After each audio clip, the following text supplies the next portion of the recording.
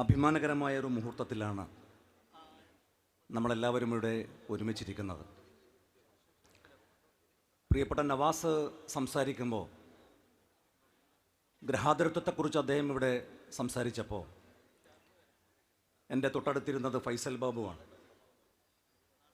ഫൈസൽ ബാബു എന്നോട് ചോദിച്ചു, ഒരു MSFകാരൻ എന്ന നിലക്ക് നിങ്ങളുടെ മനസ്സിലേക്ക് എന്തെങ്കിലും കടന്നു വന്നോ? ഞാൻ പറഞ്ഞു, എന്തായാലും സംശയം, ഓരോ MSFകാരൻ്റെയും മനസ്സിലേക്ക് ഒരുപാട് കാര്യങ്ങൾ കടന്നു വരും. അപ്പോൾ അദ്ദേഹം എന്നോട് ചോദിച്ചു, നിങ്ങളുടെ മനസ്സിലേക്ക് കടന്നു വന്ന ഏറ്റവും പ്രധാനപ്പെട്ട ഒരു സമ്മേളനം ഏതാണ്? ഞാൻ പറഞ്ഞു, സംശയമില്ലാതെ പറയാൻ സാധിക്കും, APJ അബ്ദുൽ കലാം പങ്കെടുത്ത കാലിക്കറ്റ് യൂണിവേഴ്സിറ്റിയിൽ സംഘടിപ്പിച്ച ക്യാമ്പസ് കോൺഫറൻസാണ്. പിന്നെയും ഞാൻ പറഞ്ഞു, കൊർദോവ സമ്മേളനം, പ്രിയപ്പെട്ട സാദിഖലിയും സുബൈറുമൊക്കെ നേതൃത്വം കൊടുത്ത കൊർദോവ സമ്മേളനം. ഇനി ഒരു പൊതുസമ്മേളനത്തെക്കുറിച്ച് ചോദിച്ചാൽ 2012 ഏറ്റവും ഒടുവിൽ നമ്മളൊരു സംസ്ഥാന സമ്മേളനം സംഘടിപ്പിച്ചത്. കേരളത്തിൻ്റെ തലസ്ഥാന നഗരിയിൽ തിരുവനന്തപുരത്ത് ഇതുപോലെ ആയിരങ്ങളെ സംഘടിപ്പിച്ചുകൊണ്ട്, 10,000 സംഘടിപ്പിച്ചുകൊണ്ട് ഒരു സമ്മേളനം.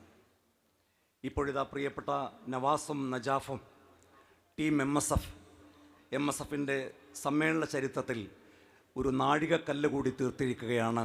പ്രിയപ്പെട്ട സഹപ്രവർത്തകരെ ഞാൻ അഭിനന്ദിക്കുകയാണ്, അഭിവാദ്യം ചെയ്യുകയാണ്. ഞാൻ ദീർഘമായിട്ടൊന്നും സംസാരിക്കുന്നില്ല.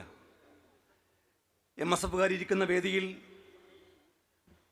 വിദ്യാർത്ഥികളിരിക്കുന്ന വേദിയിൽ നമ്മളെപ്പോഴും പറയാറുള്ളൊരു കാര്യം, നിങ്ങൾക്ക് മതബോധമുണ്ടാകണം, നിങ്ങൾക്ക് ധാർമ്മിക ബോധമുണ്ടാകണം. ഞാൻ ഈ രണ്ട് കാര്യങ്ങളുടെയും കൂടെ ഒരു കാര്യം കൂടി ചേർത്ത് പറയാൻ ആഗ്രഹിക്കുകയാണ്. തീർച്ചയായിട്ടും നമുക്ക് മതബോധമുണ്ടാകണം, തീർച്ചയായിട്ടും നമുക്ക് ധാർമ്മിക ബോധമുണ്ടാകണം. എന്നാൽ അതിനോടൊപ്പം ഓരോ MSFകാരനും രാഷ്ട്രീയ ബോധം കൂടി ഉണ്ടാകണം എന്ന ഒരു ഓർമ്മപ്പെടുത്തൽ. ചോദിക്കുക, എന്താണ് രാഷ്ട്രീയ ബോധം? കൊടിപിടിക്കൽ, മുദ്രാവാക്യം വിളിക്കൽ, ഇത് മാത്രമാണോ രാഷ്ട്രീയ ബോധം? പ്രിയപ്പെട്ട MSFിൻ്റെ സഹപ്രവർത്തകരെ, നിങ്ങൾ പഠിച്ചു മിടുക്കരാകും. നിങ്ങൾ നാളെ നിങ്ങൾക്ക് വലിയ ബിരുദ സർട്ടിഫിക്കറ്റുകൾ നിങ്ങളെ തേടി വരും. നിങ്ങൾക്ക് വലിയ ജോലികൾ, ഉന്നതമായ ജോലികൾ നിങ്ങളെ തേടി വരും. ഞാൻ ചോദിക്കുന്നത്, ഏതാനും ദിവസങ്ങൾക്ക് മുമ്പ് തിരുവനന്തപുരത്ത് ഒരു പ്രാഥമിക ആരോഗ്യ കേന്ദ്രത്തിലേക്ക് ഒരു 35 വയസ്സുള്ള ഒരു ചെറുപ്പക്കാരൻ ശ്വാസം കിട്ടാതെ തൻ്റെ ഭാര്യയോടൊത്ത് ആ ഡോക്ടറെ കാണിക്കാൻ വേണ്ടി വന്നു.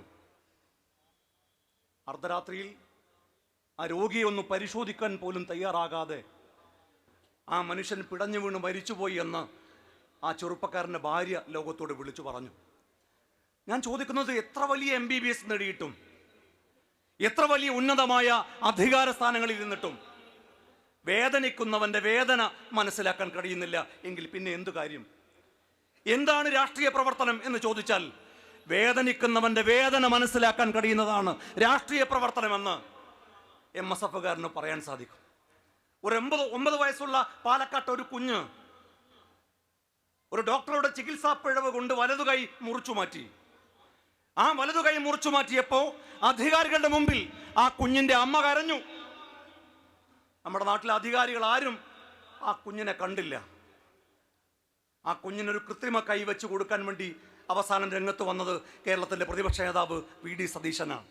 ആ കുഞ്ഞിൻ്റെ കരച്ചിൽ കേൾക്കാത്ത, ആ അമ്മയുടെ നിലവിളി കേൾക്കാത്ത അധികാരികൾക്ക് രാഷ്ട്രീയ ബോധമുണ്ട് എന്ന് നമുക്ക് പറയാൻ സാധിക്കുമോ?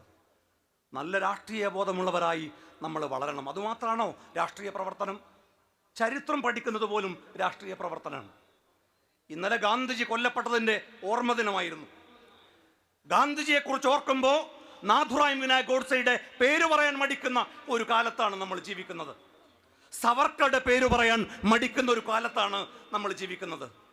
സംശയത്തിൻ്റെ ആനുകൂല്യത്തിൽ സവർക്കർ പ്രതിപട്ടികയിൽ നിന്നും ഒഴിവാക്കപ്പെട്ടു എന്നുള്ളത് നമുക്ക് എല്ലാവർക്കും അറിയാം. പക്ഷേ ഗോഡ്സെയെക്കുറിച്ച് പഠിക്കുമ്പോൾ, ഗോഡ്സെ നാരായണാപ്തിയുടെ കൂടെ ഗാന്ധിജിയെ കൊല്ലുന്നതിന് മുമ്പായി സവർക്കർ സദനിൽ പോയി ബോംബെയിലെ സവർക്കറെ കാണാൻ വേണ്ടി പോകുന്നുണ്ട്. നാരായണാപ്ത പറഞ്ഞത്, കപൂർ കമ്മീഷനോട് പറഞ്ഞത്, മാധ്യമങ്ങളോട് പറഞ്ഞത്, ലോകത്തോട് വിളിച്ചു പറഞ്ഞത്, ഗോഡ്സെ അകത്തേക്ക് പോയി സവർക്കറെ കാണാൻ വേണ്ടി പോകുമ്പോൾ നാരായണാപ്തയോട് പറഞ്ഞു, ഇവിടെ നിന്നാ മതി, അകത്തേക്ക് കയറണ്ട. ഗോഡ്സെ അകത്ത് പോയി തിരിച്ചു വരുമ്പോൾ ചോദിക്കുന്നുണ്ട്, എന്താണ് സവർക്കർ പറഞ്ഞത്? യശസ്വി യോജായ്, വിജയിച്ചു വരൂ എന്ന് പറഞ്ഞു. എന്താണ് വിജയിക്കാനുള്ള കാരണം? എവിടെയാണ് വിജയിക്കേണ്ടത്? ഗാന്ധിജിയെ കൊല്ലുന്ന കാര്യത്തിൽ വിജയിച്ചു വരൂ എന്ന് പറഞ്ഞ് ആശീർവദിച്ചിട്ടാണ് സവർക്കർ ഗോഡ്സെ വിട്ടയച്ചത് എന്ന് പറഞ്ഞയച്ചത് എന്ന് ചരിത്രം പറയുന്നു. ഗാന്ധിജിയെ കൊല്ലുന്നതിന് മുമ്പായി സവർക്കറും ഗോഡ്സെയും നിരവധി തവണ ബോംബെയിൽ നിന്ന് ഡൽഹിയിലേക്ക് യാത്ര ചെയ്തിട്ടുണ്ട്. നമ്മൾ ചരിത്രം പഠിക്കുന്നത്, പ്രിയപ്പെട്ടവരെ, വർത്തമാനകാലത്ത് രാഷ്ട്രീയ പ്രവർത്തനമാണ്. വർഗീയതക്കെതിരായി സന്ധിയില്ലാത്ത പോരാട്ടം നടത്തുന്നത് രാഷ്ട്രീയ പ്രവർത്തനമാണ്. മംദാനി ന്യൂയോർക്കിൽ ജയിക്കുമ്പോൾ മുസ്ലിമായതിൻ്റെ പേരിൽ അഭിമാനിക്കുന്നു എന്ന് പറഞ്ഞ മംദാനിയെ നമ്മൾ അഭിനന്ദിക്കും.